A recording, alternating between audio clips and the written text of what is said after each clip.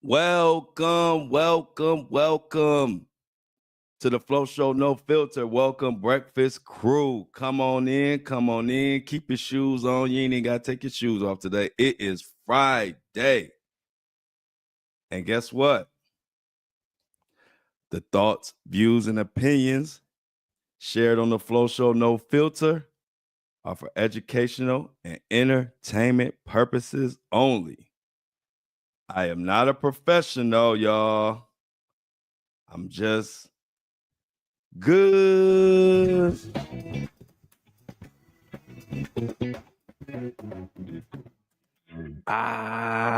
We have reached the favorite day of the week for the Flow Show No Filter gang.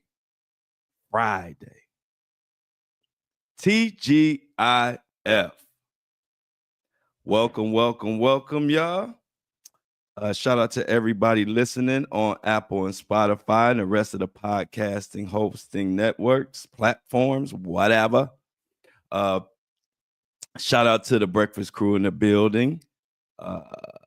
We had a great time last night on our first official panel. It went really well. Today is the blackout. Diddy has 4 new accusers. I want to talk about what really happened to GENE HAckman and whatever else we may have time for on this Friday. I don't know about y'all, but I'm feeling good. Matter of fact, I'm feeling great. February 28th. Not a leap year, so I believe this is the last day of the month. Lot to talk about today. Hope everybody is standing 10 toes on the blackout. We had a great time last night on the panel. I'll tell you a little bit about that towards the end of the show. But yeah, feeling good. We these 4 accusers for Diddy came out of nowhere, and they came because there's some act that will be I think it would be too late or something happens with an act, and we're gonna get into it. There's some type of law or something that these accusers had to get their motion or I mean their lawsuit filed before March 1st. So we're gonna get into that. Last night was great. If you missed it, it was at 6:00. We had a panel of nothing but the Flow Show filtered listeners. They didn't know each other from a can of paint as far as besides being in the chat and things of that. And they all got on, and it was a beautiful time. And it just points out the fact of what I've been trying to tell everybody, that I have the best supporters, the best community online. And it was good to see, and it was good for them to get together, and it was good for other people to see what I'm talking about. Because, see, I ain't one of those people that just say hyperbole. And, so I'm not going to come up here. You hear everybody say, hey, I got the best group in whatever. And, it's like cliche. They just say it to say it. I'm not going to say it if I didn't believe it. I'm so no filter that if I had a community that wasn't the best community or whatever, I would say, hey, I love making this content. My community ain't all that, but I love them anyway. That's me. So I'm not the one going to keep saying I got a great community or great supporters just to say it to gaslight y'all. I can't do it. That's kind of like the gift and the curse with me. I'm not phony. I can't just say stuff to say it. So I like to have a chance to show what I've been saying. So all the people who were on the panel, who met everybody for the first time, they could say to themselves, Flo said that all his supporters are just cool as hell. And now I'm not just talking mess. Nothing, everything I come up here, you could take it to the bank and cash it. Like my boy said, I don't need credit. I'm cash, I'm debit. Meaning, if I say it, you can take it to the bank. If I say I got a great group and we are a part of a great group, that's exactly what it means. Because if it wasn't, I wouldn't say it. And so it was good to see them interact. And it's a lot of funny things. I'm gonna get into that a little bit later on in the show. It was a lot of laughs. And shout out to the crew. It was a great panel talking about the blackout. They talked about New Edition concerts. They talked about their kids, all kind of stuff. Just a therapeutic session for us to come together. I realized that so many people would send me messages of how my podcast helps them get through the day. And I didn't even realize that. Like, I was just doing what I do. I come on here, talk about meaningful news, try to make it entertaining for the hour that I got y'all ears. And that's it. And then once I start getting messages about people listening to me in the hospital and cancer patients and people telling me I help them get through their day, I had no clue. But one thing about it, even when I don't have a clue, once I get a clue, I know how to react on the clue. So I said, you know what? It's therapeutic for me. People don't realize I'm the type of person, my family, friends, and people who know me, they learn more about me on my podcast than in real life because I'm not a person who talks about me all the time. And so it's therapeutic for me. So I figured a panel with the group that I have for us to come together, however often the listeners want to come together and talk, I figured it would be a great thing, and I wasn't wrong. So enough of that. It's Friday. Y'all know what we do on Friday. We celebrate that we made it to another Friday, and we got the weekend coming up. And also, the crew in the chat, please do not let me forget to thank my subscribers. Got some special subscribers. Y'all guys have answered. Your guys and girls have answered the call. And I am just grateful, and I appreciate that you guys are understanding that subscribing to this podcast is more about preserving the truth and appreciating the truth. When you take the edgy route and the raw route that I take, you can't really accept a lot from corporations. So you got to depend on your people. I got just as much faith as y'all have in me. So I appreciate that. So chat, don't let me get out of here without thanking these special subscribers. Without further ado, or should we say without further or don't, or without further Diddy, let's get going.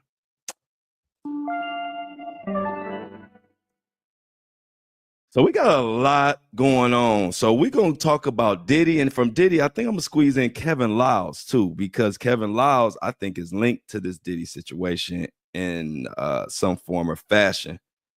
But first, we want to get into these 4 additional essay accusers and these assaults that Diddy has going on. So first article that we want to get in today is from the Variety platform. And it says Diddy has 4 new accusers. And I was like, wow, did they just come out of nowhere? And then I read more into it, and they said it's because of a gender-motivated violence act. And that window closes March 1st. So let's get into it. Variety, this is from Stephen Horowitz. This is an article from Stephen Horowitz of the Variety. Sean, in the headline reads, Sean Diddy Combs faces 4 additional sex assault suits as gender-motivated violence act look back window closes. Let's see what we got here. Sean Diddy Combs has been hit with 4 new lawsuits from plaintiffs alleging SA, all filed under the Gender Motivated Violence Act, with a look back window closing on March 1st. All of these suits filed in New York all detail similar allegations of sexual assault, with accusers claiming they were rugged and subsequently subjected to sex acts against their will. Stop me if you heard it before.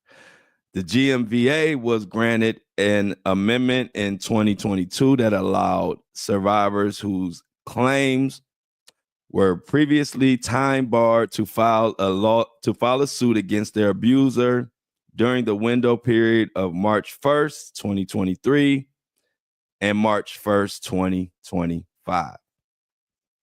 With the act coming to a close, more suits are expected to be filed before week's end. So there are more coming. So the reason why all four of these lawsuits hit us in the face out of nowhere is because of that act.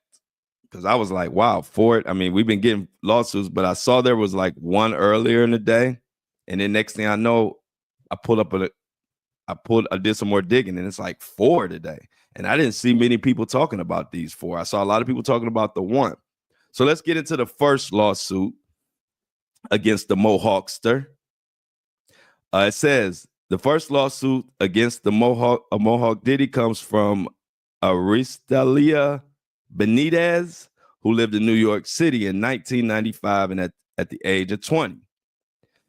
A sophomore at New York University, she was employed by Pepe Jeans, a Tommy Hilfiger sister brand, and was invited by Andy Hilfiger to a party at a restaurant where Combs was present. Oh, brother. She was seated next to Combs and was given a non-alcoholic drink, after which Combs allegedly forcibly groped and fondled her tatas and backside and front side, if you know what I mean. And it says under her clothes. She claims to have been rendered unconscious and awoke in the back of a cab hours later with no recollection of how she got there. The fare had been paid, and she noticed her groin area was sore. Upon belief, the suit claims she was vaginally penetrated by Diddy and his associates while she was unconscious. Yeah. Let's go to the next one. Another plaintiff, Justin Gooch, claims that he was 16 years old in 1999 while living with his grandparents in New Jersey.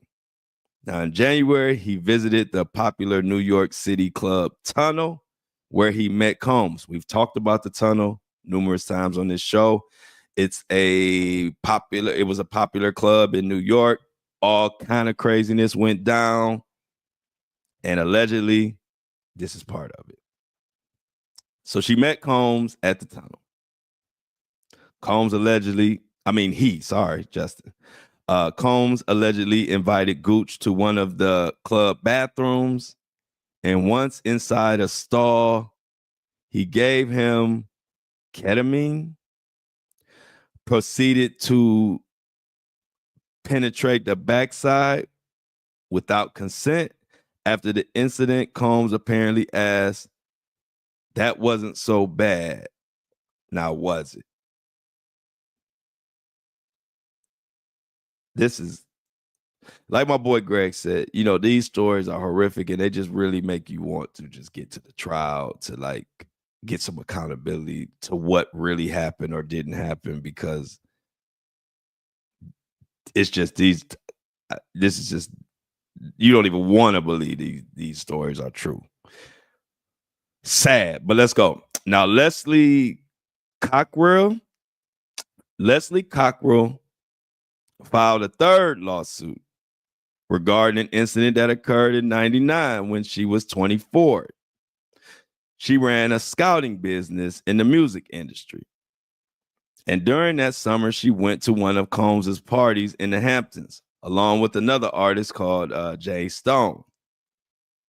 She thought it would be a good networking opportunity, which is the case with a lot of these people. And, that is most of the reason why people go to these industry parties, is to network and help to further their career, meet people, hobnob, whatever.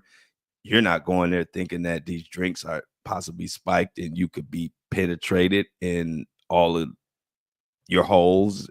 That's not what you're thinking. Now, at the party, Combs offered her a drink. What do we say about that? I don't think Combs could ever offer a person a drink ever again in life, no matter what the outcome is. But let's go. Combs offered her a drink and touched her as he gave her a tour of the house, which was packed inside and out with naked people who were engaging in sexual activities. Now, after her second drink,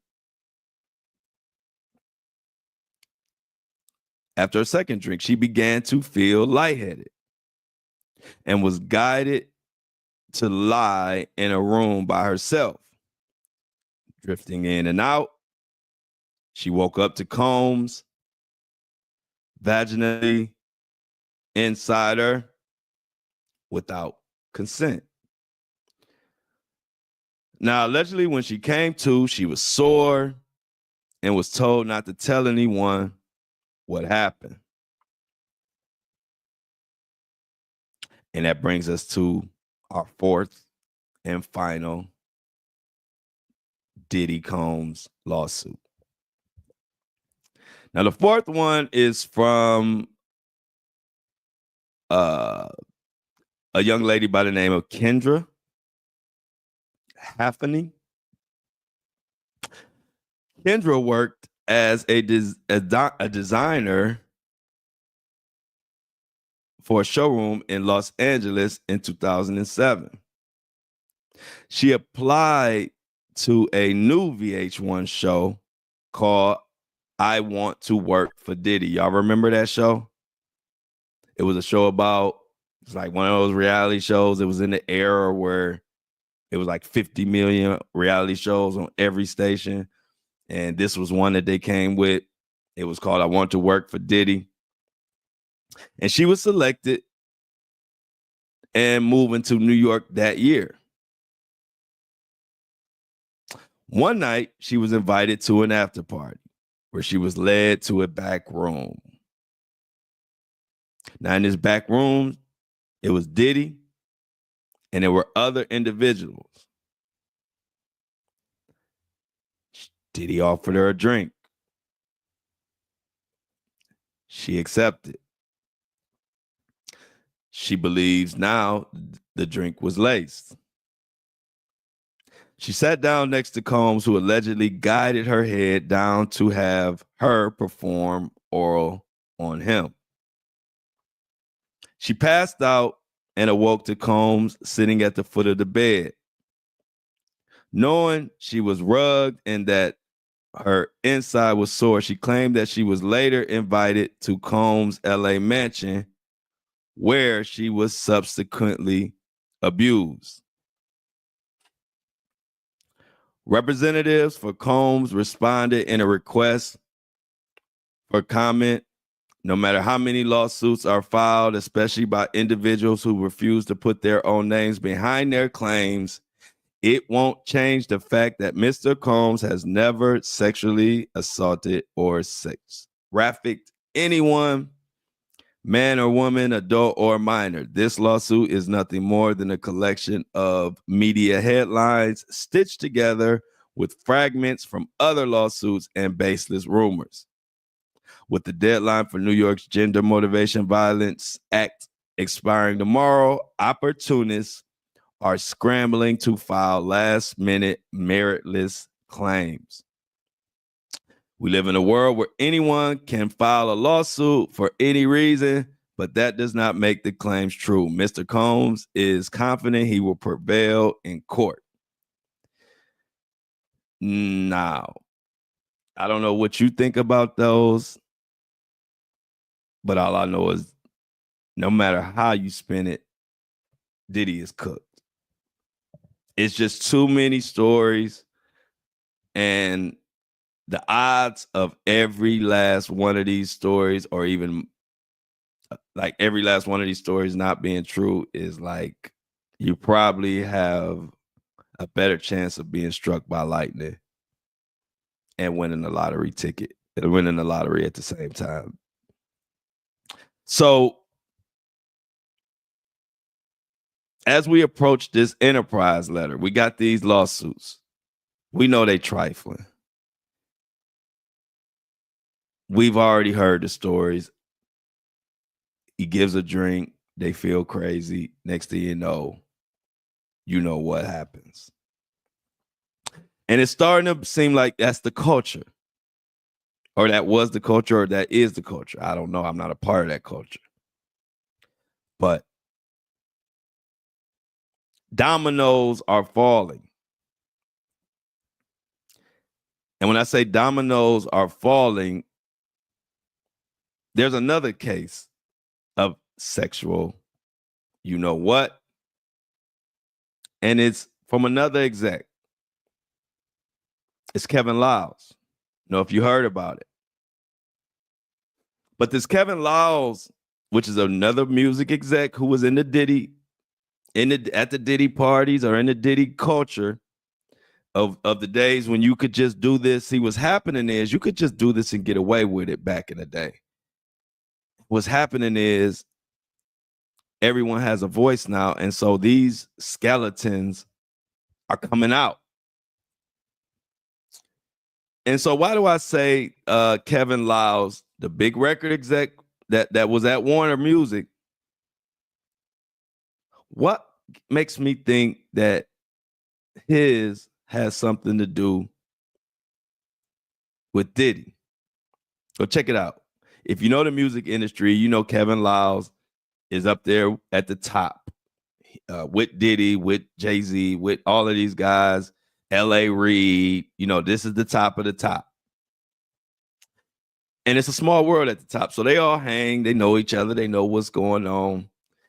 And one thing about Kevin Liles is when this stuff was first going on, back before Diddy was arrested, Kevin Liles was standing 10 toes on for Diddy. He said they interviewed him. I think it was a TMZ interview. He said about the allegations. He said that's not the Diddy he knows. And to me, that was just a bold-faced lie, because there's no way that a person like me, I've never been in the industry as deep as a Kevin Liles, but I've been in it to know that it's widely known that Diddy is a monster. Even the people who cool with him know that. And I've heard them say it out their mouth. And these aren't,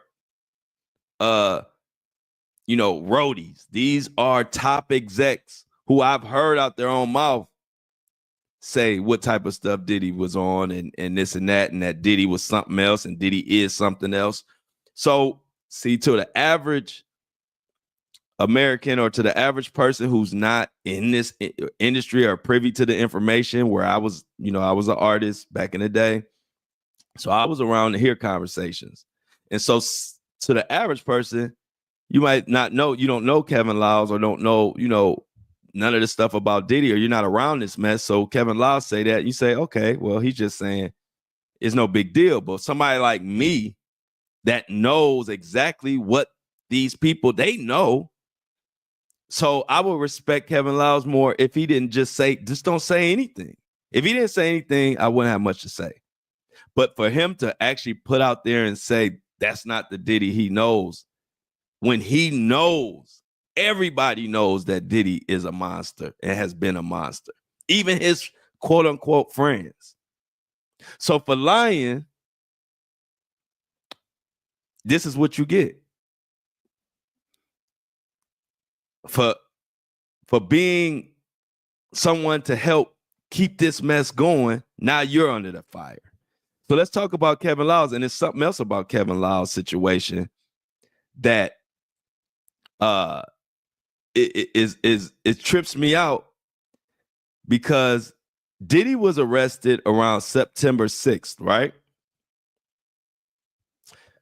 Well, it just so happens that I have an article here that I looked up. I did some digging to make sure, because I can remember, but I always like to look at the article to make sure I'm not just putting something out that's not true. Check this out, y'all. Diddy was arrested on September 6th, or right around that day, give or take a day, but it's September 6th, I believe, right? And then I have this article from September 17th, nearly 10 days later. And it says Kevin Liles leaves Warner Music Group. Basically, he was pushed out of nowhere. So, Mr. That Ain't the Diddy I Know, just so let's read the tea leaves. This is what we do. I'm like a teacher. I'm teaching everybody how to read those tea leaves. You don't have much celebrities coming out, but when you do have one that wants to stand 10 toes with a person like Diddy with all these nasty rumors, nasty allegations, mountain allegations, the few that if he did want to come out, I would think he is definitely cool with Diddy and trying to do what he can to help his friend who has probably engaged in the same things that he has, right? So it makes sense that after he's arrested, not even 2 weeks, I'm talking about Kevin Liles is a staple at Warner Music Group. So you mean to tell me all of a sudden 10 days after Diddy is arrested, you are basically forced out of Warner Music Group? There's no such thing as coincidences, y'all. Kevin Liles is definitely in the same situation or a similar situation as Diddy as we speak, and we're going to get into it. Because there's not just a coincidence that you go down and you're one of the ones talking about that's not the Diddy you know, when we all know you telling a bold-faced lie, Kevin Liles. And so now, Kevin Liles of Def Jam and Def Jam are being sued by Jane Doe for sexual assault. Mind y'all, we have this Enterprise letter coming out in a week or two or less. And the Enterprise letter is supposed to detail everybody who worked with Diddy, everybody who helped Diddy, the entire organization, how it worked, who helped Diddy do illegal things, who helped with the trap, all of that. And don't be surprised if you hear Kevin Liles' name. So this is from Variety, another article from Stephen Horowitz. Says Kevin Liles, the veteran music executive who has played a key role in D'Angelo and Young Thug's careers, is being sued by Jane Doe, claiming that he sexually assaulted her during her employment at Def Jam in the early 2000s. Now, in the suit filed in New York Supreme Court, this Jane Doe named Universal Music Group, Def Jam, and Kevin Liles as defendants. She filed under the Victims of Gender Motivated Violence Protection Law, which was granted an amendment in 2022. And this was granted to allow survivors whose claims were previously time barred to file a suit before March 1st, 2025. Liles responded to the suit in a statement to Variety refuting the allegations, saying, "I absolutely deny the outrageous claims reported in the press this evening," he said. "I wish I could share a more detailed response to this slander, but this is the first I've heard of this claim," and the anonymous accuser's attorney shared the lawsuit with gossip influencers and media outlets before it was even posted by the court. "So my attorneys and I have not seen the actual lawsuit. And he goes on to say, after nearly 40 years of service to our culture, I've intentionally built a reputation for doing things the right way, treating people the right way, and empowering women. It is a shameful reality that these lies spread so freely. My attorney and I will fully clear my name, and when we are successful, this anonymous accuser and her attorney will face a defamation lawsuit and every other available legal consequence. These allegations will not derail my mission to be of service to our community and focus on the greater good and the greater God. Now, at the time of the alleged lawsuit, Lyles served as president of Def Jam and EVP of Island Def Jam, holding tenure from 1999 to 2004. This Jane Doe claims that she started working at Def Jam as an executive assistant to the general manager around 1999, and that Lyles began sexually harassing her soon after making derogatory and degrading comments based on her gender regarding her body and appearance. From 2000 to 2022, the sexual harassment escalated, with Lyles alleging pushing his body against her breast and grabbing her behind. Now in 2002, this Jane Doe says that she was at the office with Lyles when he made sexual advances that she rejected. He then allegedly forced himself on top of her and raped her despite continued protests. The suit claims that UMG and Def Jam not only knew or should have known of Lyles' propensity to commit these sorts of crimes, but they also enabled how he engaged with employees. Now, as you see, this is the same type of culture. It's the same stuff we're seeing. And it's just funny to me because, like I said, two things got me looking at Kevin Lyles funny. Like I said, the first is that you were removed or left or forced out or whatever happened with Warner Brothers just 2 weeks after Diddy was arrested. And then on top of that, you are one of the few people who came out and did an interview talking about that's not the Diddy you know. So you went ahead and stuck your neck out for somebody who was seen on camera doing crazy stuff. And when I'm talking about the Cassie situation, and mind you, Diddy ain't a teenager. He ain't even in his young 20s. He 50-something doing this. He 50 years old putting hands and feet and kicking a woman that's the size of my pinky at 50.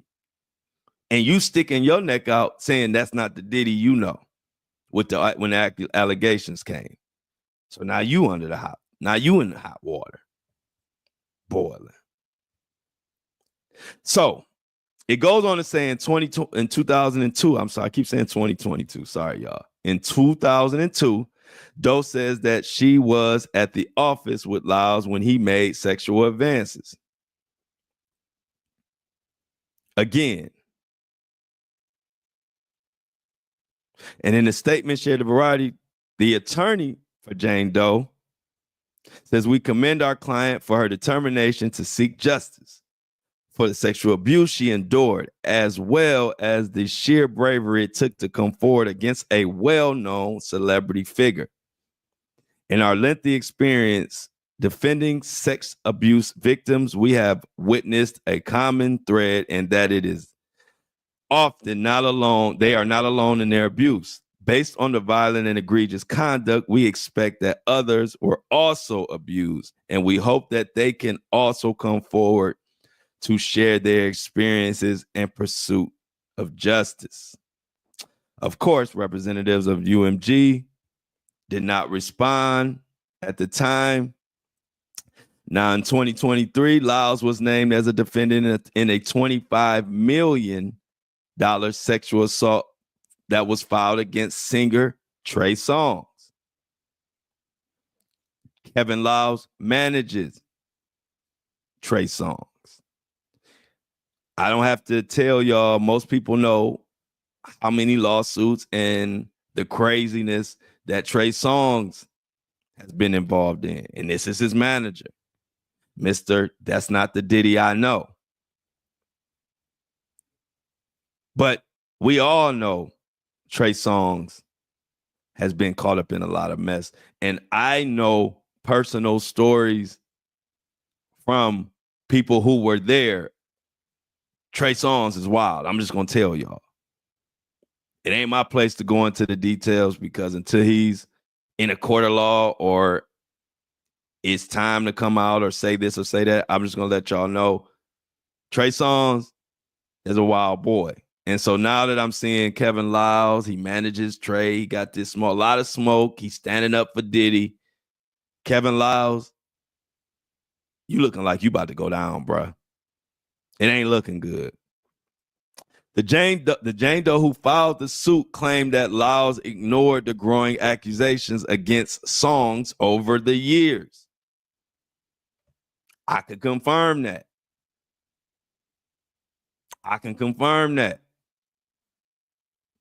But the suit was settled the following year. Money settled it. I am not the type. I evaluate what is in front of me and I deal with who is on the chopping block. I don't just throw out mess to put people under the fire, because if I was that type of podcast or YouTuber, I would be doing it. I don't do it for clicks and views. I just do it to give y'all the news. So, but trust me, if I did, I could do some story times on some of these Trey Songz situations, and you would probably throw up. So let's continue. A veteran label and management executive, Lyles recently left his post as chairman of CEO of Warner Music, Elektra Entertainment. The company saw significant success with Young Thug, blah, blah, blah, blah, blah. So, you guys, I'm going to officially say I believe that Kevin Lyles has entered the Diddy chat. And I don't think anybody else is going to make the statement of, that's not the Diddy I know. Because Kevin Lyles, you a damn lie. And realizing that you made that statement is what made me even look harder at him. I wasn't even really paying Kevin Lyles much attention. I'm going to be honest with y'all. But when Diddy was arrested and then Kevin Lyles was removed or forced out or whatever 10 days later, it don't take a rocket scientist to know that it's a strong possibility that was connected. And then you had the nerve to be talking about that ain't the Diddy you know, when everybody in the industry, even if you put it like this, even if you want to stand up for Diddy,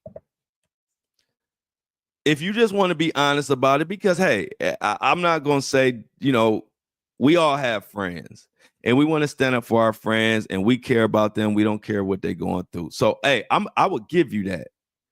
Maybe that's your friend. You want to stand up for him or stand by him or do something. But you got to keep it real. And you only got two options. You could either not say nothing, or you can say, hey, Diddy's been a good friend of mine. I hope the situation works out the best way it can for him. Something like that. But when you come out talking about that ain't the Diddy you know, this ain't 2000 no more, y'all. Kevin, y'all don't have control of the media no more. So if you saying that that's not the Diddy you know, it's a lot of people who know that it's widely known in the industry what Diddy has done and is about. Kevin Lyles, you're a manager to Trey Songz. You know what type of stuff Trey Songz has done. You know how he treated and what he's done in women. So you looking like a bold-faced liar. Now, I think we need to be paying a little bit more attention to Kevin Lyles, y'all. I'm just going to be honest. I wasn't really paying attention to Kevin Lyles. But with them statements, with this new lawsuit, finding out he had other lawsuits, I didn't know he was managing Trey Songz. Now it all really makes sense. And a lot of podcasters, they might not know this information or they might be scared to say it, but hey, look, it is what it is. I can't do nothing but tell you what I know. as to be true. And y'all know me long enough to know that if I don't have any context on it, I won't say. I say, hey, look, I don't know nothing about that. I'm just giving you this. But when it comes to Trey Songz and Kevin Lyles and Diddy, it's a lot more I could put out if I was just a messy person that just wanted to put out whatever hearsay I heard. I'm not that type, but I tell you one thing, where there's smoke, there's fire. And we're going to keep letting it out. So let me get to my subscribers. And we're going to get back to, before we get out of here, I got to go to GENE HAckman. But let me thank the people who are responsible for this podcast, for this audio, for the video, for everything you seeing and listening and hearing. Without the subscribers, it ain't here. Without the subscribers, this ain't happening. Without the subscribers, as a podcaster grow, you start getting corporate money. This podcast will go from talking about Diddy to talking about the birds and the bees and the Browns and the Lakers and all type of fluff stuff. But because people choose to subscribe and understand that subscribing to this podcast is all about preserving a platform of truth that actually gives the people who listen to this platform a voice. Evidence last night, I was in the chat. I gave all the Flow Show listeners who wanted to come and talk and say what they had to say, I gave them my platform for a night, and we're going to continue that. Now, soon when you find another podcaster or YouTube that backs up their words like that, please let them know and send me their information, because I don't see nobody doing that. So if you see him, let me know. If you see another podcaster that tell you he about the people and he gives his people the platform to talk and say whatever they want to say and talk about whatever they need to talk about, please be the first person to let me know. Because as far as I know, ain't nobody doing this. Because I'm true to this, and I'm true to my subscribers. So let me shout y'all out. And of course, y'all know I take a few minutes to do this every time, because whether you know it or not, these people are more important than you even know. These people are the reason why I could wake up in the morning and come here and give y'all unbiased, unfiltered news from somebody like me who don't care what nobody say. I'm one of the few people that have already stood up to the industry as a youngin'. You know what I'm going to do as a grown man. So let's shout out to these subscribers. First, Tanya Shepard. I greatly appreciate you. She gave a $3 donation, a subscription to keep this podcast rolling. I need everybody in this chat to say thank you to Tanya for preserving the truth. And that's what it's about. Next, we got John. John, I appreciate you. John gave a $3 subscription. Shout out to you, John, for giving me hard-earned money. True, $3 is one egg, I think.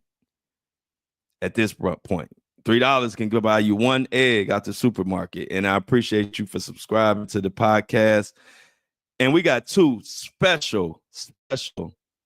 I'm gonna have to say subscriber of the day and co-subscriber of the day, because they donated and went above and beyond. I gotta give them both their props. And everybody in the chat and everybody on this podcast got to give them their props. And who I'm talking about Cynthia White Richardson. She gave $8, y'all. At $8 subscription when I only asked for $3. So Cynthia White Richardson, round of applause. Everybody in the chat, thanks Cynthia. Cynthia gave $8 when we only asked for $3. But we appreciate everybody that gives more. Give what you can give, because this is a great situation here. Like I said, I got a great group of, it was basically ladies' night last night on the panel. And just like my family, the reason why I called it Flo's House, the panel, because I wanted it to be just like it used to be in my family's house, where everybody could talk about whatever, and no structure, just good people talking about good things or news that we need to get off our chest. We had the one guy in there, Felix, to hold down and make sure he didn't say much, but he was there to support the lady and make sure that nobody do nothing to our ladies, because we protect our ladies on the Flow Show No Filter, just like the ladies protect us. And so shout out to Felix for being the only man on the panel last night. It was like 10 women, and it was great. So, hey, I'm doing my part. Let's just all do ours, and I appreciate it. And last but certainly not least, subscriber of the day, Heather Kelly. Y'all know what Heather Kelly, what her subscription, what she donated to this podcast to preserve, so that I could wake up in the morning and give y'all this truth at the crack of dawn. Look, I give y'all the truth before this Hollywood could even wake up. They still sleep. Y'all done already got the truth. I done went on about my day. Heather Kelly donated with a $18 subscription.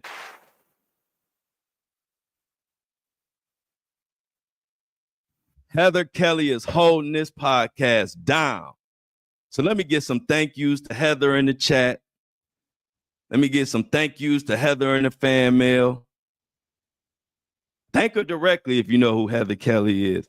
I don't know who Heather Kelly is, but this sweetheart has found it in her heart to donate $18 to a cause that I only asked for $3. But if you could give more, it doesn't do anything but help. And Heather alone, you might make me come in here and spill all the Trey Songz beans off that $18. Thank you, Heather, for the $18 for subscription. Let's get some hand claps in the chat. Let me give you some real hand claps from my hands to your ears. This is when I say we got the best community, I mean that. And y'all see it.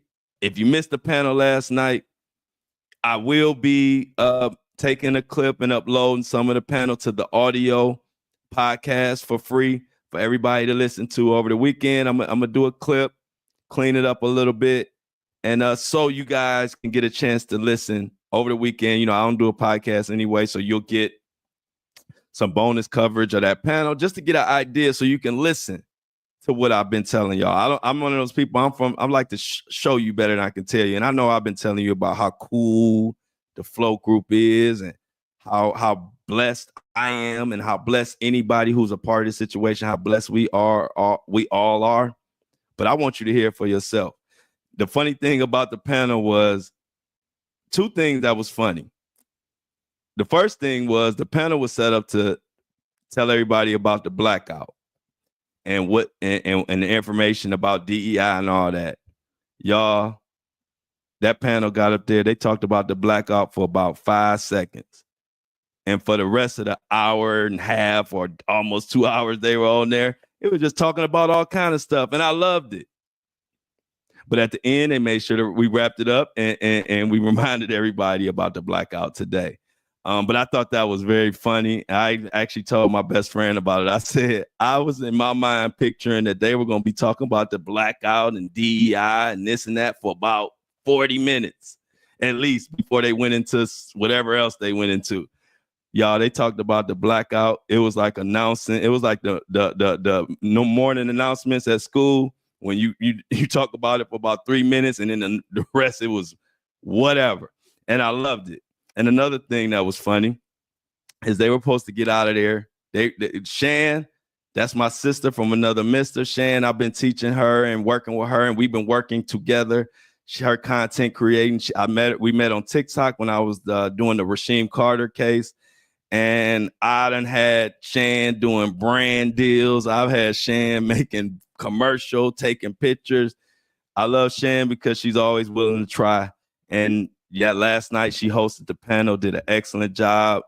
And I knew she was going to be fine because one thing about the Flow Show No Filter, it ain't nothing but a bunch of people supporting each other. That's all you're going to find in this community. Because the ones who ain't about our community, they usually weed themselves out because this is a beautiful thing we got here. Like we do. I was not worried one bit about Shan hosting her first panel for me because I know the Flow Show Filter ain't nothing but a bunch of people who support. and gonna uplift each other. And it was funny. So Shan goes about an hour. It was about an hour, right? So they started at 6. At about 7 o'clock, let's say, Shan was like, all right, y'all, well, we've been on here an hour. So we're gonna go ahead and get out of here. Y'all, they was on another hour. They were on almost another hour after they said we about to get out of here. And I loved every bit of it. And that's what the Flow Show No Filter is about. A diverse group coming together and unifying. And we got. I don't care about nobody outside this circle. And when I say this circle, I'm talking about my Apple family, my Spotify family, my YouTube family, my Facebook family, my Instagram family, my TikTok family, all under one roof. And we gonna ride for each other on the till the wheels fall off, and I love it. And another, I am about group chats. So after they get off the panel, the group chat was on fire all night. They just talking. You would think you would think the Flow Show No Filter family been together for 30, 40 years. Just beautiful, man. And it was exactly what I thought and what I wanted it to be. I wanted it to be somewhere where we could come talk. And it ain't about what the subject is. Yeah, we got a few subjects we want to talk about, but I want the women. It turned into ladies' night. Talk about whatever you want to talk about, because it's just about bonding. It's just about getting out what we want to get out, speaking to level-headed, like-minded individuals. And it was beautiful, y'all. I ain't gonna go on and on about it.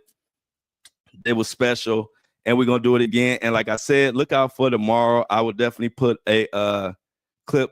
I will add an audio clip, maybe about 45 minutes or so over the weekend, so you can hear the panel and kind of just hear what went on, and just kind of listen to the beautiful group that we're putting together, and we are growing.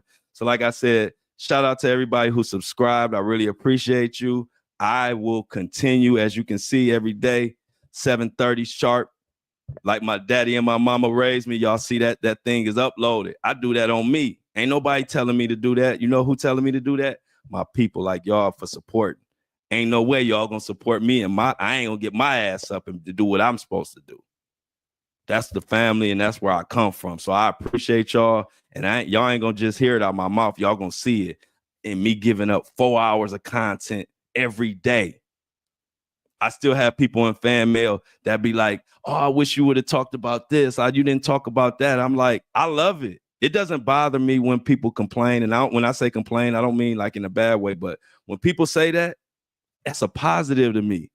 Because I say to myself, I'm giving 4 hours of content a day, 2-hour shows. And my people still want more. So shout out to y'all, because I'm going to give you more. So let's get to this GENE HackMan before we get out of here, and everybody's free for the weekend. I don't know what the heck I'm gonna do, to be honest. I'll be so wore out from the week. I just like to relax on the weekend. So I ain't probably doing much, but I'm sure y'all gonna have a ball. And side note, tomorrow is March 1st. My birthday is March 6th. So we will be celebrating my birthday online. I think it's Thursday. So if you want to participate, all you got to do for me is get a subscription. If you want to give me a birthday present, just get a subscription. Real easy. Like I tell you, I'm a cheap date. And if you want to do more, we're going to have a party. If you want to do some super chats and all that, we're going to do that this week. But hey, I'm just giving y'all a heads up. My birthday is March 6th. Don't play with me. Now GENE HackMan. What really happened? Unless you're living under a rock, GENE HackMan and his wife and dogs, and RIP to them. Now, when it first happened, we all screamed, sound like my carbon monoxide. We said that for them to just pass away like that, and we didn't see any obvious signs of foul play, had to be carbon monoxide. But as the day went on, police saying it's not carbon monoxide, and they believe it's something mysterious happened. So let's listen to this 911 call first, and then we're going to get into what really happened to GENE HackMan. Yeah, so we got the where is the 911 call for Gene Hackman? Anyway, here it is. I'll tell you exactly what went on with this 911 call. Hold on. So 911 call released in Gene Hackman and his wife's suspicious death.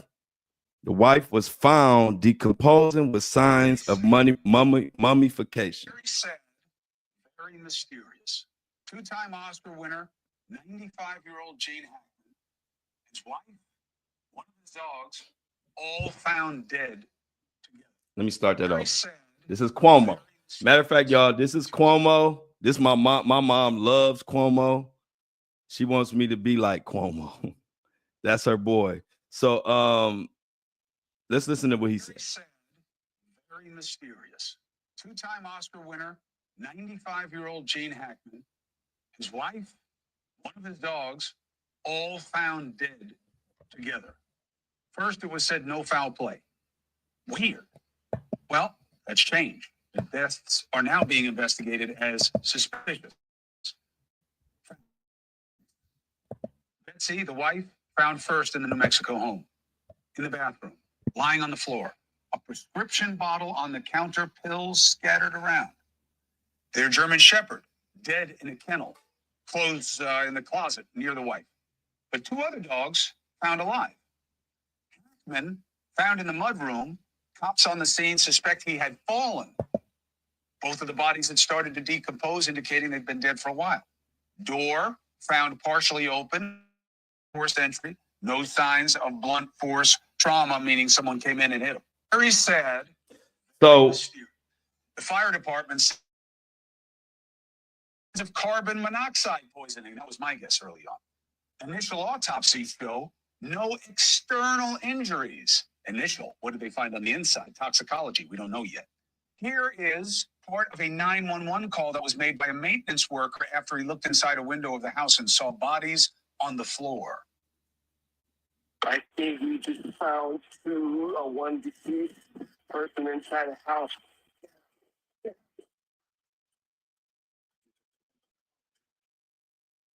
And probably, I don't know, sir. Just send somebody up here real quick. Are they breathing? I have no idea. I'm not inside the house. It's closed. It's locked. I can't go in. But I see them. She's laying down on the floor from the window. Are they moving at all? No, they're not moving. Just send somebody up here really quick. All right. So, not that the fact helpful, right? Because he didn't see what happened. Retired FBI agent Bobby Chacon, criminal defense attorney Mark Garagos. So, let's start with what matters. What we need to know is what, the autopsy, the toxicology, of course. But Bobby, what is your list of questions? Well, I want to know if there's any indication that anybody else was in the house. So the crime scene team did a search warrant and did a crime scene examination overnight through the house. So I want to know, if they found any other evidence that anyone else that shouldn't have been there was in that house. I also want to eat from the forensic. I'm gonna stop it there. As far as that, y'all, I'm gonna be, this is no filter. I don't know what the hell, how the hell, who the hell. I have no theory. It's weird. If it's not carbon monoxide, I'm lost.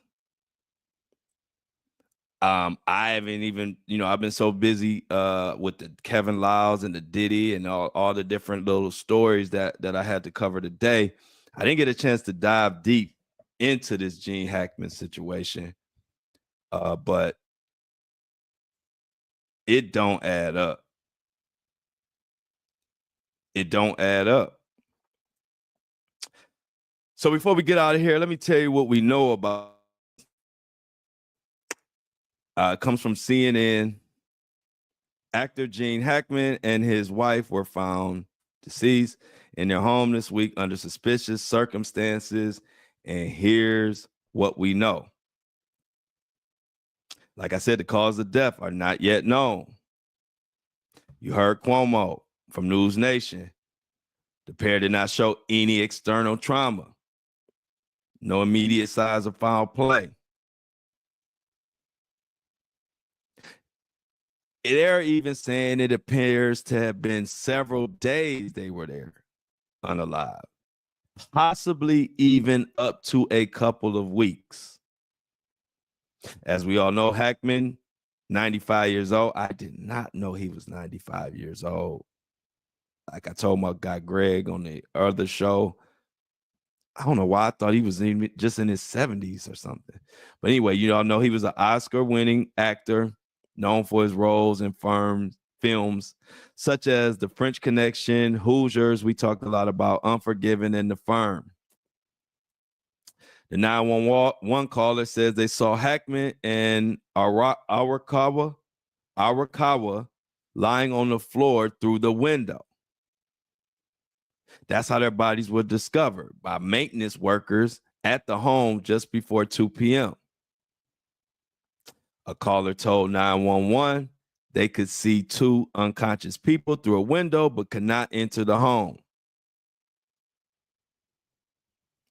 And here we are. Couple had been deceased for quite some time. A German Shepherd was also found unalive in the bathroom. The dog was in a crate. Police have clarified the affidavit says the dog was in a closet, but now they're saying it was in a crate. Two healthy dogs were also found on the property. So there are two dogs that didn't die. I don't know. Did these dogs eat the pills that they found? Did the dogs who died, did they eat the pills that were found laying around? Did somebody stage this crime scene? Was something more nefarious going on? Who the knows? But the one thing we do know that they're saying that this death is suspicious enough to warrant a thorough investigation. So they're going to investigate this thing. And like I said, they are standing on 10 toes saying that they don't believe it's carbon monoxide poison. So who knows when we'll find out something. Shoot, the toxicology report can take months. And Hackman will be honored at Sunday's Academy Awards. As y'all know, this weekend, Sunday, we'll have the Academy Awards. They will be talking to Gene. They will be honored, not talking to Gene Hackman. That's a Friday brain fart. They will be honoring Gene Hackman and his 5-decade career. So this is how it happens. I'm supposed to chill all weekend, right? And y'all know I'll be telling y'all, make sure I don't burn myself out. And some of my listeners or some of my people in the chat, they be like, don't burn yourself out, Flo. But see, this is the type of case that now I just get this news. Now the weekend I'm supposed to be chilling. Y'all know what I'm going to be doing? I'm going to be scouring the internet, looking for every piece of clue, everything that's ever happened in Gene Hackman's life in the last year and trying to figure out what the heck happened, because it's going to bother me. So be prepared Monday. I'm pretty sure I'll have a theory.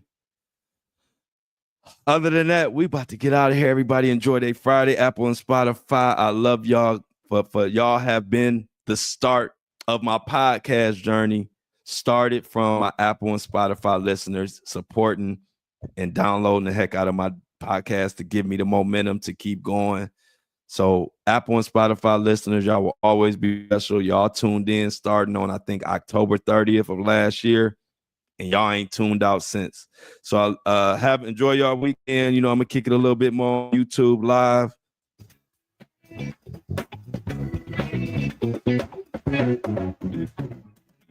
As always, I love y'all. And I am out.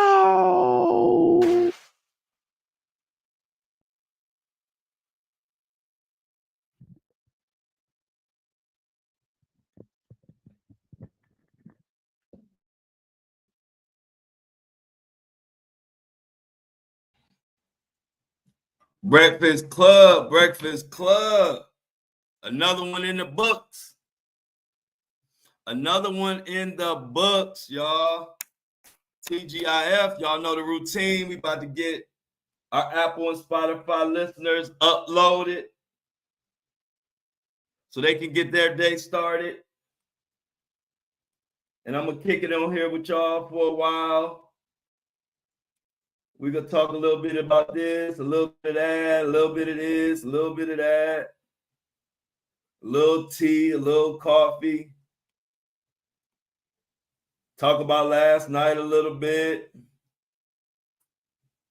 Talk about how fun it was. Just a great time.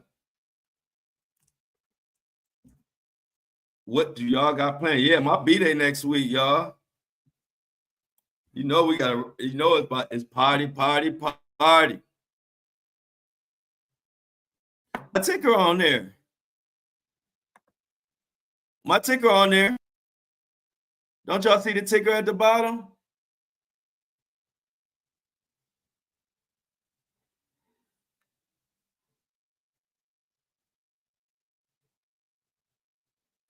Don't y'all see my ticker on there? My ticker is on there. You don't see it? It's right here. I see it. Oh, okay. It wasn't there. Yeah, I put it on for the time you very first said it. Thanks for the reminder. I put it on there when I saw Mini-Me say it because I did forget. But I put it on about 20 minutes ago, 30 minutes ago. But hold on 1 second, y'all. We about to get Apple and Spotify loaded. Give me 1 second. Let me hit the music.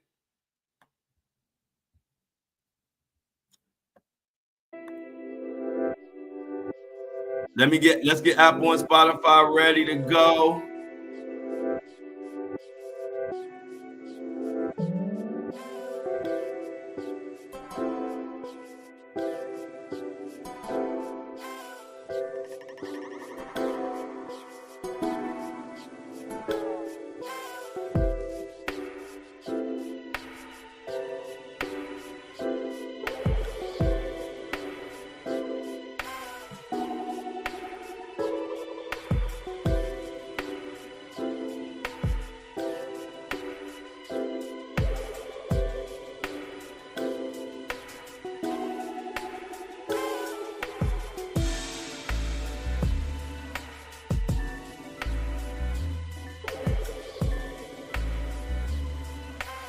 All right, y'all know the drill. It is downloading and uploading and mixing and mastering and doing all that. Do not let me, what is it? What time is it? Oh, 7:30. So in the next 10 minutes, I always get time confused because y'all are an hour behind me. So don't let 9 o'clock come without me uploading that. Don't let me forget, y'all. What's up, Not Dreamer?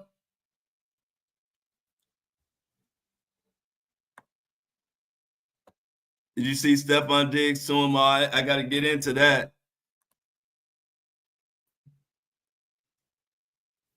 Yeah, so so much news went on. I appreciate y'all rocking with me. How'd y'all like the panel last night? I see y'all had a great time. Y'all had a great panel. Y'all talked about the blackout for like 2 seconds. I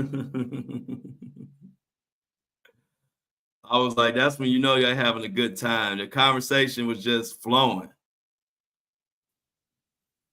Shan did an awesome job. I hope y'all thanked Shan. I hope y'all said a big thank you to Shan. Oh yeah, it was, and I actually knew it would be. I actually knew the panel was gonna be a blast, Lauren, because I have the benefit of kind of knowing all of y'all, because y'all, through DMs and messages, and so I got a good feel for just the whole community of us, and so I knew when y'all had a chance to have a panel and talk, I knew it would be great. I knew y'all would enjoy it. I wasn't worried at all. I told Shan it was gonna be great. I told her, you got this. It wasn't nothing to worry about. Because like I told y'all, I know that my group, we support each other, so it ain't no pressure. Just get on. And the good thing about this movement, all you got to do is be yourself. If you're yourself, you don't have nothing to worry about when you're around the Flow Show No Filter crew. Because that's all, we don't care who you are, where you come from, just be you. And that's all you have to be a part of this community. How people love it. Just be you. And we gonna love it. So it was great. It was great listening to y'all.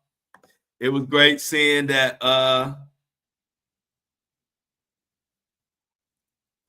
I'm glad, even if you sound different. Hey, I'm glad that like I said, the two funniest things was the fact that y'all talked about the blackout for like 2 seconds. That was funny. Because in my mind, I don't know why I thought y'all was going to be talking about that for like 40 minutes, 30 minutes. So that was funny. And I was glad y'all was having a good conversation. And then, like I said, it was funny when y'all went to wrap it up at like 7. I looked around, it was almost 8 o'clock and y'all was still on there talking. I said, now that's when you know a group of people are enjoying each other's company and enjoying the conversation, because it took y'all an hour to get off. like from the time y'all said y'all was gonna wrap up, y'all was on there a whole nother hour. It was beautiful. And I see y'all want to do it again. So I told Shan, just line up and see when they want to do it and give me a day and I will put it together and see if we could do it that day. But you're more than welcome. I like the panel. I think it's a good way for us to talk about a lot of different things. Like, it's no way for me to know some of the stuff that y'all want to talk about, but when you have a panel and y'all can just free flow, then now we got everything covered. We got my topics covered. We got Greg topics covered. And we got the Flow Show No Filter crew topics. We get it all covered. So it was great, man. I liked it. And I know Shan enjoyed it. I talked to her afterwards. I think, did we ever get Ariana in the panel last night, y'all? I saw Ariana. I sent her the link. Oh, you did it? I hope you did it right. I appreciate you, Patricia. Shout out to Patricia, y'all, for putting in the work. She says she hoped her subscription did right. It took her forever. So let's shout out Patricia for putting in the work, to work that hard to get a subscription. It means a lot. Yeah, and so check this out. No Epstein list. I'm so done with the Epstein situation. I didn't even want to talk about it today because they didn't put out no new information. And I don't even know what they're doing with it. I don't think we ever gonna get a real list. In faith, I'm losing faith. I'm gonna be quite honest with y'all. I'm losing faith in the Diddy list, and I'm losing faith in the Epstein list as far as them actually bringing something, because it ain't that hard, man. If y'all really wanted us to see the list would be out, point blank. So I'm starting to get to the point where even when the list come out, I don't even know if I trust the list, because it's not that complicated. You could put a list out. You're doing everything else. You're doing everything else immediately, firing people immediately, getting rid of programs immediately. You're doing all that immediately. And that's really affecting people. But see, when it affects the common person, they can throw it out immediately. But when it affects the elites and the wealthy, it's all type of problems and delays, postpone. I ain't buying it.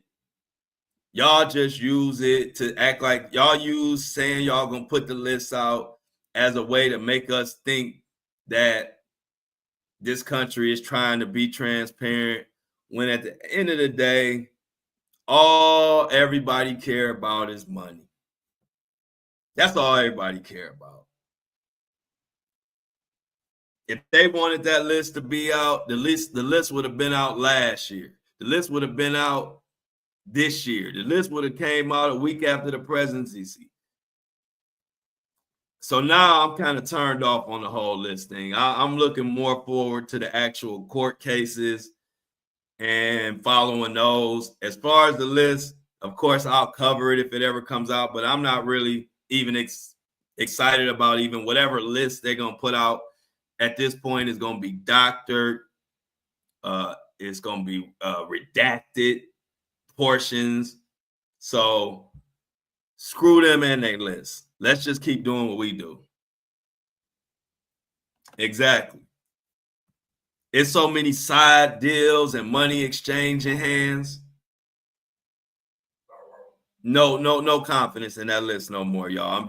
I'm being honest. But over the weekend, what I will be looking into, I'm gonna be looking into GENE Hackman situation. I don't have a theory right now, but I'm sure I'll have one by Monday. Because it's just a strange death. Very strange. Yeah, that's why I said it. That's why I say mini me. That's why I like when people be on here, like, the political crowd, they go crazy either way. And that's why I like to be independent. But the funny thing is, when I complain about Trump or Elon, people on the right or Republicans or whatever tend to, like, not all, but you have some that tend to just automatically group you as a liberal, as a Democrat, because you complaining about something the Republicans doing. When I don't give a damn about Republican or Democrat. If you're doing good, I'm gonna give you your flowers. If you're not doing good, I'm calling you out. So I'm independent, which I love being independent. So because I don't have to just ride with somebody because they're a certain title and now I can't call them out. So I'm independent. And so Trump gonna get this smoke. Elon gonna get this smoke, just like Biden got the smoke. Ain't no different. If you a Republican, be happy that your president is in the seat, but understand he gonna get the same smoke Biden got. We don't care. Biden had the list too. He didn't put it out. That's on him. Trump got the list now. He ain't put it out. They all, as far as I'm concerned, all of them is in on this until they prove otherwise.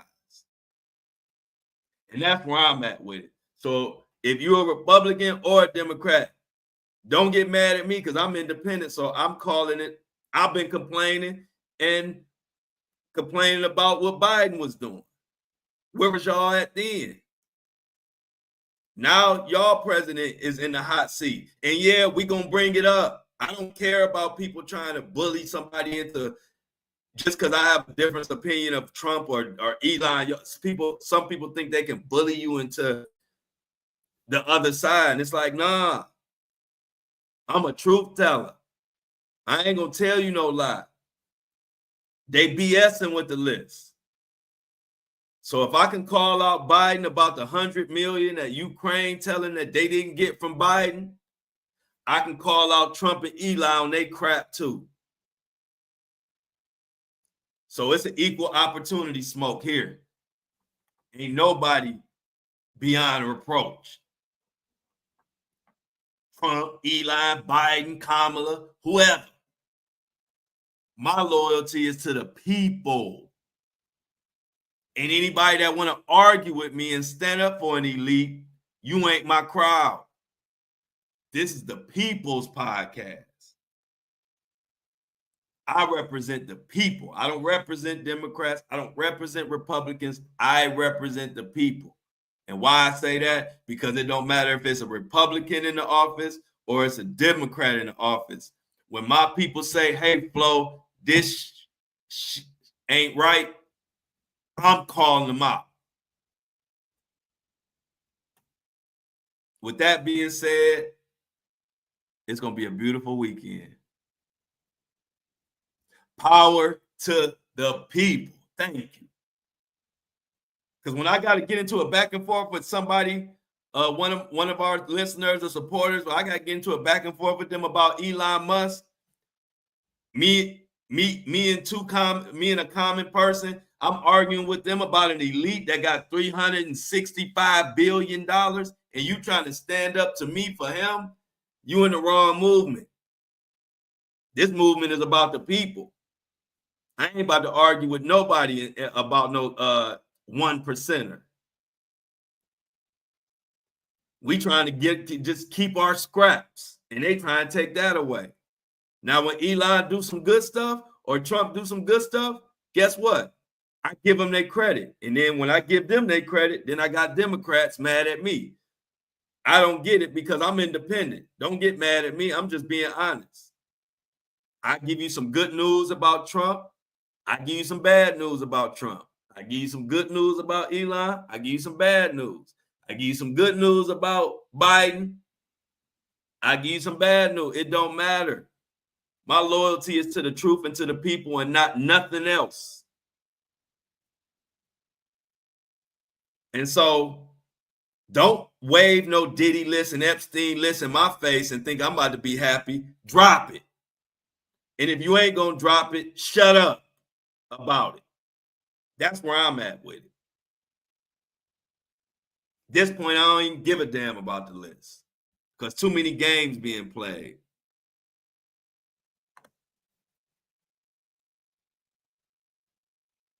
Exactly, Kobe. This is the smoke fest. I'll be cracking up anytime anybody in my comments on my social media, Facebook, Instagram, and the fan mail, wherever. It's always funny to me when I see somebody try to stand up for a one percenter to me when that one percenter don't give a damn. I'm giving you a voice. Elon ain't giving y'all a voice. Trump ain't giving y'all a voice. I'm giving y'all a voice because I care about the people. Don't come at me. But yeah, y'all, so as you can tell, I'm turned off on that list. Y'all know what I'm looking forward to? I'm looking forward to this Enterprise letter. I'm telling y'all. This Enterprise letter is going to drop like a bomb. Watch what I tell you. This Enterprise letter in the Diddy case. And it's funny, y'all. It's supposed to come out. It's supposed to come out the day after my birthday. Wouldn't that be crazy? My birthday on March 6th. They are saying it's supposed to come out like March 7th. I don't know for sure. So don't hold me to that date. I just know in March, more likely the first half of March, the Enterprise letter is supposed to drop. And it's supposed to have the co-conspirators of the Diddy trial, of the Diddy case, the co-conspirators, and the layout of everything that went on. I'm waiting for that. I'm waiting for that more than I'm waiting for that list.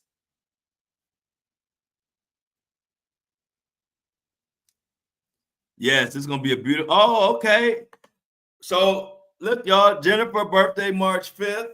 My birthday March 6th. I have a cousin whose birthday is also March 5th.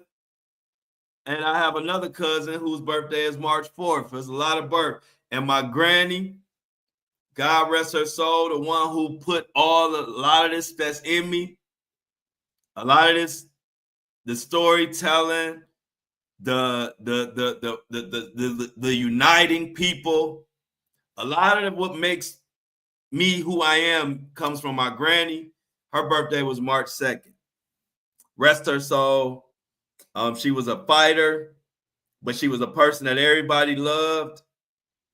She housed immigrants. She had, when you came to her house, you didn't know who would be there. It was black people, white people, Trinidadian. My granny loved everybody. Matter of fact, a Trinidadian lady by the name of Betty, she took her in back in the day. And she was an immigrant, didn't have nothing. My granny snuck her. She wasn't even supposed to be in the country. She didn't have nowhere to go. My granny took her in when she was younger. And she took care of Betty and looked out for her. And Betty went on to own all kind of businesses and was successful to this day. And that was who my granny was, man. And I hung up under my granny. My nickname in my family was Granny's Boy. That's what people called me. They didn't even call me by name until I got older. But when I was young, they called me, that's Granny's Boy, because we were like Ike and Mike. But when you look back, I could see why we were so close. I got a lot of her ways in me. And so March 2nd was her birthday. So it was always a good time, because when I knew her birthday was coming, then right after that, my birthday was coming. And my granny showed love to everybody, but she was a tough cookie. And she could tell a story. My granny will hold your attention like no other. You would think you was in the movie when she telling the story. You'd think you were in the story. She had a delivery, and it was funny. And she would be telling me stories about, conspiracies, or just telling me stories about the mafia and things they went on. And we would be sitting in the backyard. And she would be telling me a lot of stuff that the blacks went through, and a lot of the violence and the mafia, and just a lot of the stuff that went on back in the day. And she would be telling a story, and then when she would say something about like controversial, she would lean in. She would say, "You knew not to fool with the mafia." And she would get to whispering, and I'm thinking the mafia listening to us. I be looking around, I'm thinking to myself, "Granny, why you whispering? We in the backyard, ain't nobody around." But she was just a great storyteller. It just pulled you in. And I learned a lot from her, not only about the art of storytelling and explaining things, but also the art of pulling people together. My granny could pull 20 million different type of people together all under one roof, and everybody would have a great time. And you would see some of everybody. I mean, I don't want to sound, but I don't care. It was gay. You could be gay. You could be black. You could be white. You could be old, young. You could be a past criminal that's changed your life, or you could be a pastor. It didn't matter. They all love Granny. And so when I look at my movement, to me, it feels like I'm taking Granny's movement and kind of advancing it and taking it to another level, because this is what she was about. So shout out to Granny. Granny could tell a story. She would lean in with those big eyes. She'd be telling stories. She'd lean in. And when they would go get that fire hose, Book, us blacks, we'd be running to the house. And I'd be looking around like, we about to get hit with a fire hose right now, because Granny you could just tell a story, man, and it's just beautiful. So yeah, March is always a special month. So shout out to you, Jennifer, for the March 5th birthday. St. Patty's Day. Look at all these March birthdays.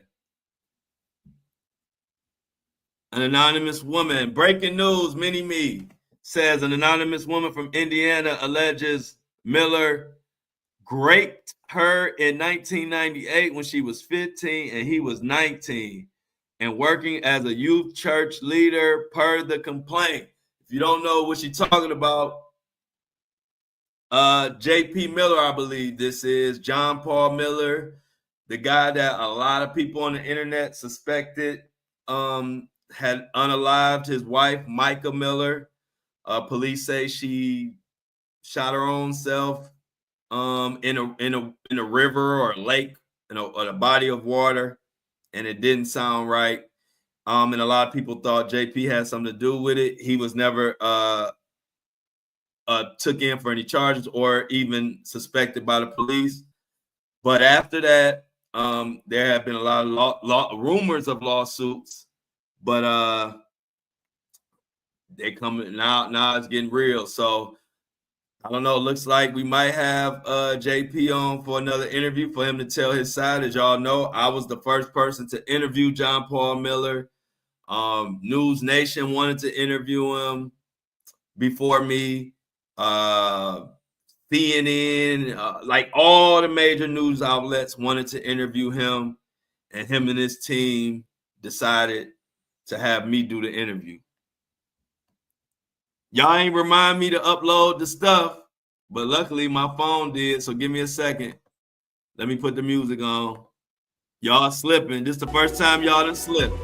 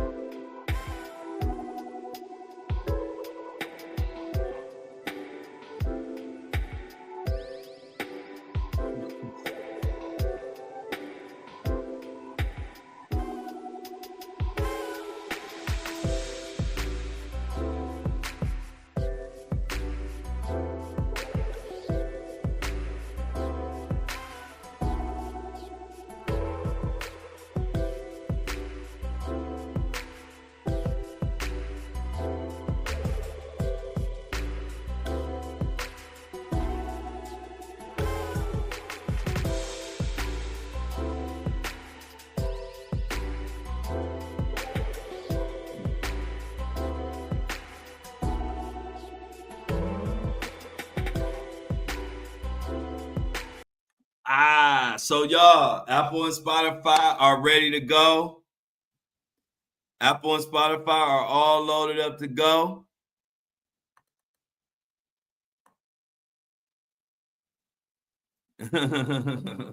Nah, they ain't about earlier. We talking about reminding me of Apple and Spotify. I was ready. You can't remind when I'm doing a podcast. I can't get to y'all. It's a beautiful thing. Flow to carry memories to new generations, giving new life. Yes, for real.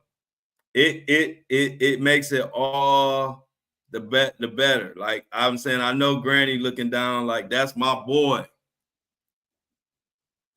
But that's why I fight so hard for diversity, and that's why when you look at the Flow group, you're gonna see a bunch of all kind of people because that's how my granny raised us. And you know, it is what it is, and I'm thankful and grateful for it. If it wasn't for her, I wouldn't be.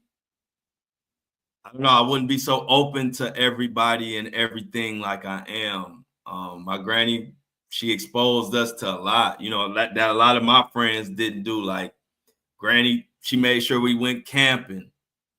We went camping probably at least 2 or 3 times a year, at least. She went camping way more than that, but she made sure us as the family went camping.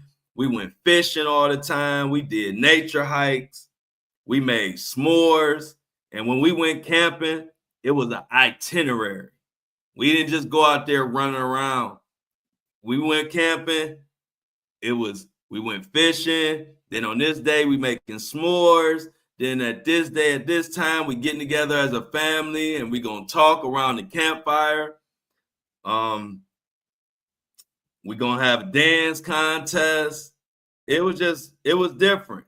It was different. So I thank her and my family for everything because they made me who I am, dealing with a lot of different people, wanting to unite, wanting to bring people together. That was all what she was about. They made shine. Yeah. The family went camping nothing like camping. I don't know if you come from a family that went camping a lot, but some of my best memories from when I was younger was camping, catching fish, and Man, I can remember all the way back to 3 years old. I remember being so small. Listen, this is how you know you small. I have this in my memory. I was so little. I was 3 years old. I remember my uncle holding my arms and making it acting like I was casting out, but it was really him, and I'm just sitting there holding it. And I was so excited to go fishing for the first time. So my uncle, this is my first time. I was 3 years old. My uncle holding the rod with me. I'm sitting in his lap. My uncle throws the rod out. And so for a while, nothing happening. I feel something tug. So then I'm thinking I'm reeling in, but really my uncle reeling in. Now, mind you, I'm 3 years old, first time fishing. I ain't never seen no live animals like that yet.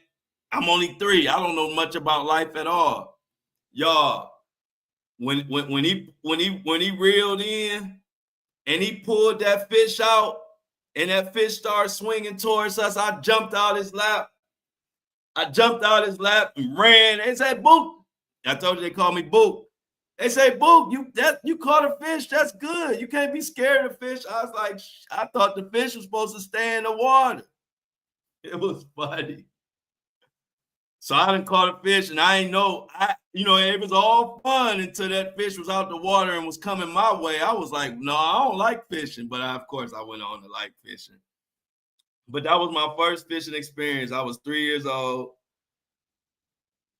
And I knew we were fishing, but I didn't, you don't think that, fish about to come at me. So it was just funny. They were like, "Boo, that's the whole point. When you throw the fishing rod out, you're supposed to catch fish." I was like, "Oh, I thought just throwing the rod out I thought that was what fishing was about. How far you could throw your line out. I didn't know you were going to actually have to catch big fish." So it was weird, but it was fun. And I'll never forget it. Breaking news. Mini-Me says, in North Carolina, woman accused of locking her boyfriend in a storage unit for 4 days. What the heck?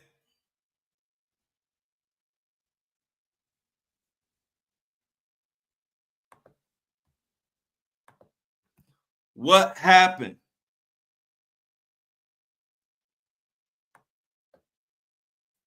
In the storage unit for 4 days? What the heck did he do?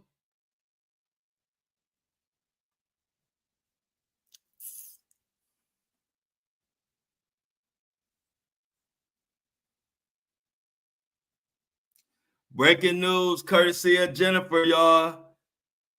According to Jennifer, Texans free agent Stephon Diggs files a civil lawsuit against former reality TV star for assault and extortion. It's getting crazy, ain't it, y'all? What part of North Carolina is the previous story?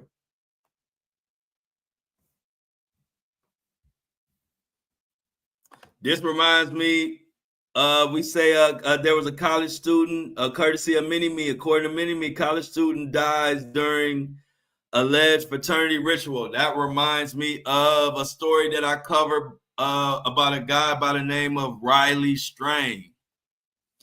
Riley Strain was a 21-year-old college student, I believe. He was about to graduate. He went out to Nashville with his fraternity brothers, went out on a night of drinking, ended up alone mysteriously, and ended up in the river, dead. And to this day, they are claiming that he fell in the river. And when you see the setup of the river and all of that, there's no way he fell in. There's no way he fell in there. So I got a lot of heartbreaking stories when it comes to college students in these fraternities. So like I feel for that college student and their family, and like I said, it reminds me of Riley Strain. A lot of people who follow me to this day remember me from the Riley Strain case.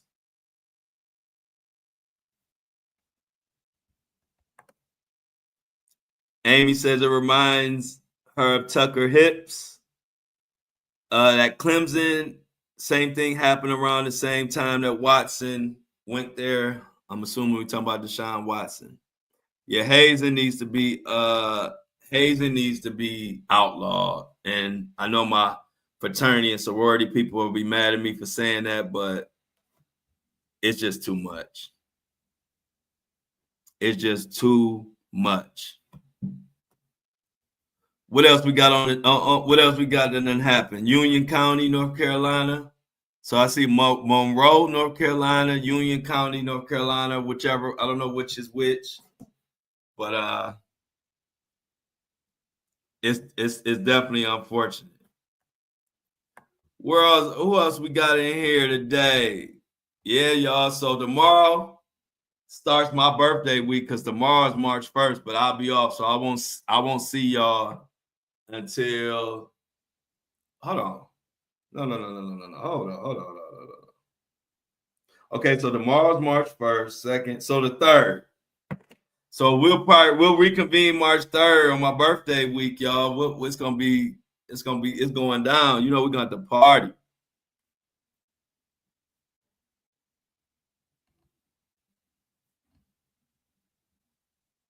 Mini-Me said they're extraditing 29 people from the Mexican. 29 people were extradited to the U.S., and one of them was a notorious Mexican rug lord. He had the best rugs in town.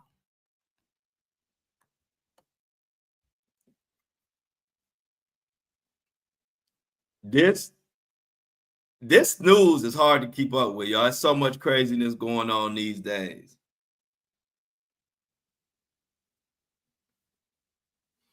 Look, y'all, Jennifer says she's turning up starting March 4th to March 12th. I ain't mad at you. Any other March birthdays? Watching, making sure you like the live, share the live. It helps.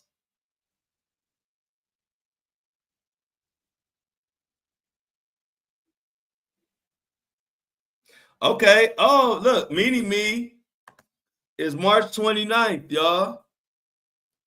We got a lot of parties, a lot of birthdays this month coming up, March. So we got Me, got Jennifer, got mine. Yeah, we ain't sugarcoating nothing. Y'all wasn't sugarcoating on the panel last night. Y'all wasn't sugarcoating on that panel last night. Y'all was keeping it real.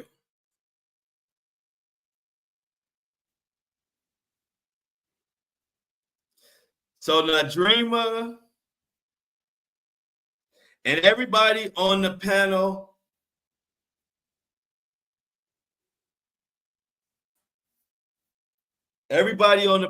brought something to the panel that I liked. I think everybody had good things to say, or I should say important things to say.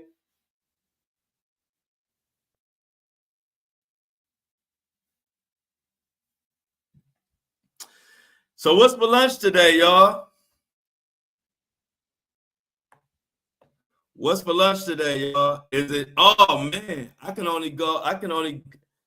gotta make sure I find a DEI restaurant, huh?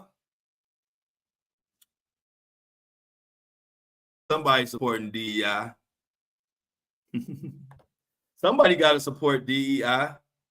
Can't we support the good companies or no? Y'all know, Michelle get her hair done 3 times a week. So it's hair day.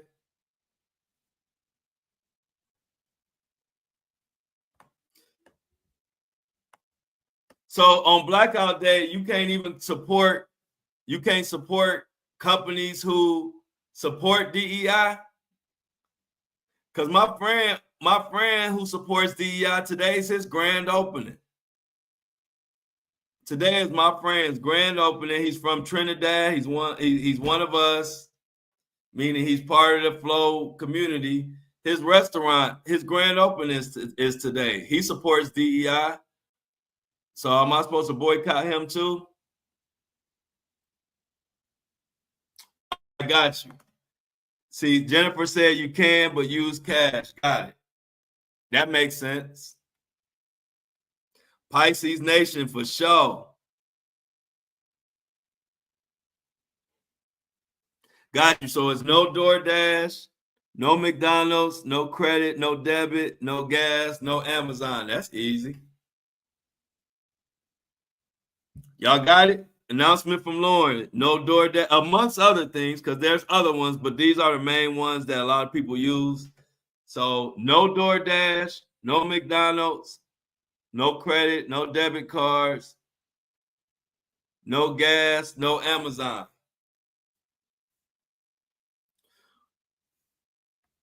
Got it.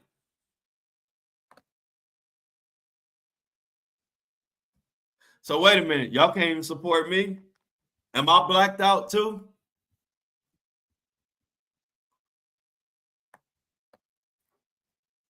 So that mean does that mean nobody can support me either? I know it's once a week. Hey, look, Michelle said it's once a week.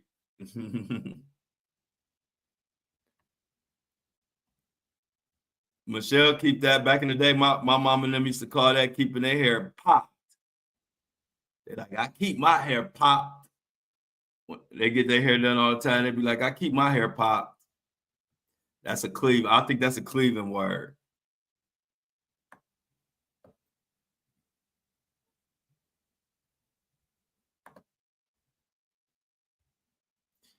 So yeah, y'all.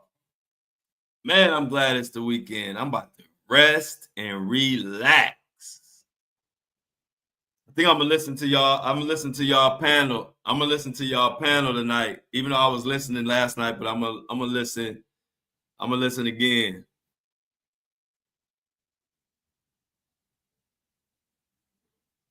All right, announcement. She says, Jennifer says, if y'all are animal lovers, most of us are.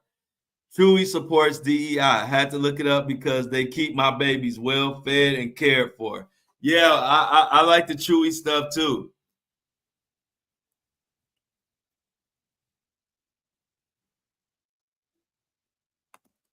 All right, y'all. Mini Me getting her hair, getting ready for a doctor's appointment for her hand. Keep her in our prayers. She said, I don't like it. We don't like it. But we gotta do what we gotta do. So everybody, make sure Mini Me has a cool, laid back doctor visit without all kind of stress and anxiety and all of that. We got a measles alert issued in New Jersey for everybody out there in New Jersey. So if you're in New Jersey, watch out for the measles, according to Mini Me. Hope everything goes smooth at the doc, Mini Me. We got everything out. We got Apple and Spotify together. We got the crew coming up at lunchtime. We got the crew coming up at lunchtime.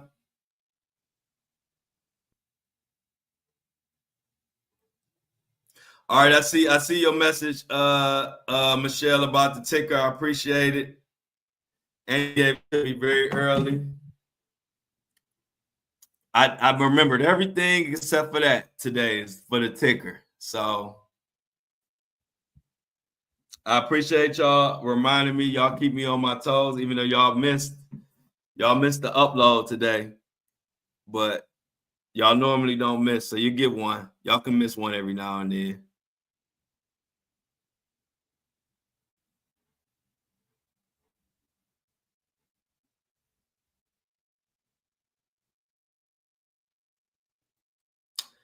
It is a beautiful Friday. So, y'all, let's make sure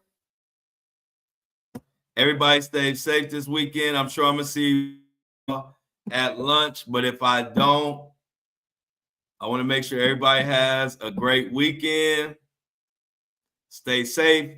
Keep your head on the swivel. You walking your dog, pick the poop up. Dispose of the poop somewhere. We love our animals, but that chewy be running right through their system, and we don't want to look at your dog's poop. Keep your eyes on the road if you're listening to this podcast. Keep your seatbelt on. Eyes on the road, ears on me. I got you.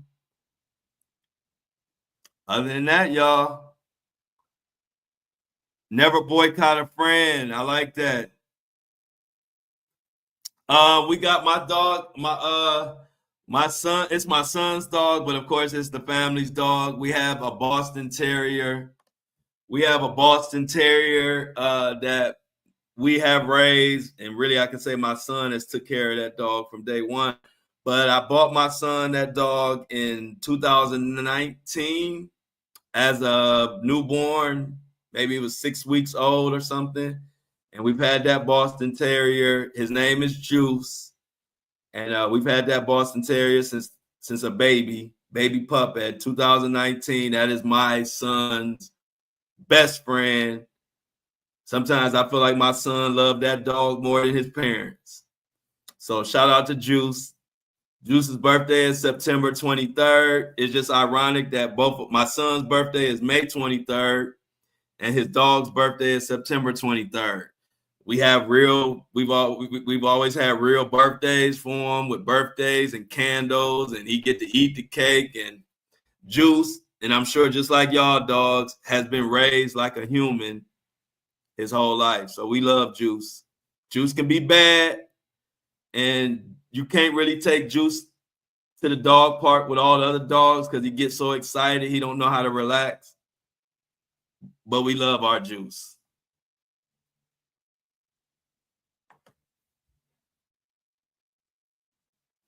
Yeah, who getting lunch today, y'all? I'm starving. Meaning me. Y'all gotta figure it out. But yeah, we love Juice. Juice is a Boston Terrier, and he is like one of the bigger Boston Terriers. Like they're kind of like rare, but he's like, I think he's maybe about 25 pounds, when most of the time they're 12 pounds. He's the big version, and he's what they call like a red Boston Terrier because he's got that brownish, reddish color. Beautiful dog, handsome dog. That's our Juice. So yeah, what kind of dogs y'all got? Oh, you got a Cane Corso. Y'all got the big dog. So how does the Cane Corso and the mini Schnauzer, how do they get along? How does the Cane Corso and the mini Schnauzer get along? Are they best friends? Do they fight? Or do they love each other, or do they not pay each other much attention? Those are usually the options of dogs. They either gonna get along real well, or either they're gonna fight a lot, or either they don't pay each other much attention at all. But yeah, I like Cane Corsas, and I like mini Schnauzers. Now, mini Schnauzers tend to bark a lot. Does your mini Schnauzer bark a lot?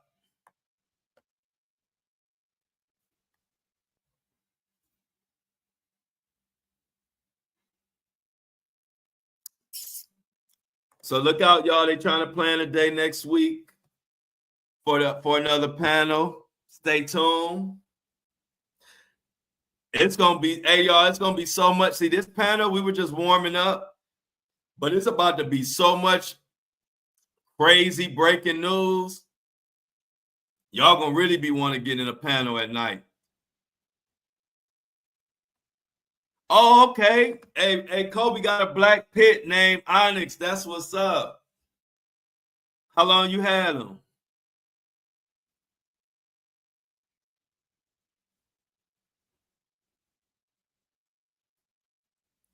Yeah, that's normally how it goes, Jennifer. Normally the big dogs don't pay the little dogs no attention. The little dogs love to bark and get got a lot of attention. Yeah, I like that. I like dogs that smart dogs that only bark when somebody at the door. Juice doesn't bark a lot either. Juice only barks when he needs to. He don't just bark just to be barking. Okay, Amy says she has, so Kobe got the black pit named Onyx. Amy has a chocolate Frenchie named Baby D. I knew we had a lot of animal lovers in this chat. You could tell an animal lover. You can tell an animal lover for sure. Oh, 2 years? That's what's up. Yeah, man. People a lot of times be scared of pits, but I'll be telling them, like, all the pits that I know, because I got friends that had a lot of pits like throughout my life, and I ain't never had no problem with a pit. Now, that don't mean I'm gonna go up to a random pit, but like if the pit is like Kobe's pit, I wouldn't be scared of it, especially if Kobe gave me the blessing and it was like, he cool, I'll be cool. So shout out to the pits.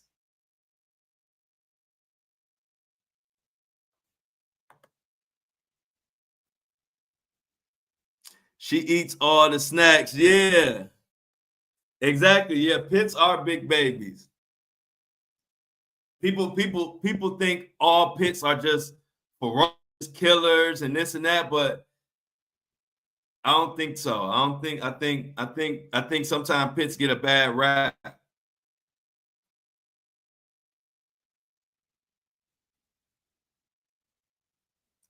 Jen says Boomer is friendly, but he definitely is my protector. If he doesn't like the energy you're bringing, you better watch out. Yeah, that's how Juice is. Man, I remember one time I was play like wrestling with my son. Juice act like he was about to eat me up. I said, Juice, you better sit your little butt down somewhere. Juice about to attack me. Cause me and my son play wrestling or whatever we were doing. And here come Juice get to barking. I looked at Juice. I said, damn, Juice, you gonna tear me limb from limb? I bought you.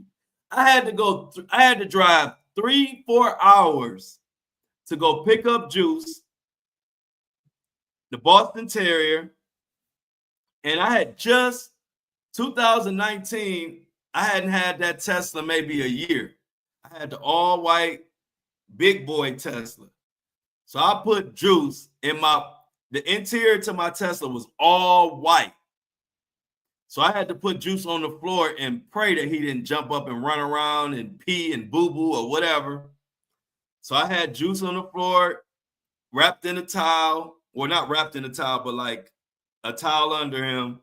And Juice stayed right there on the floor for that whole 3 or 4 hour trip, like the best little dog you could ever ask for. And I was so nervous because the whole interior to that Tesla, I don't know if y'all saw him, but the whole interior is white. And here I am with this brand new dog that I don't know what this dog about to do. I had got it for my son for Christmas. So we made it all the way back home after a 4 hour trip with my Boston Terrier. I ended up having to keep him at my house for like a week and feed him and take care of him until Christmas Day. And then my son came over Christmas Day, didn't know he had a dog. And that's when I presented him with Juice, and he loved it. But yeah, so I knew Juice was going to be a good dog when he didn't tear up my interior of my Tesla. And he just sat there like a good dog. He didn't know me. We didn't even know each other. We did a 4 hour road trip to get acquainted. After that 4 hour road trip, that was my dog.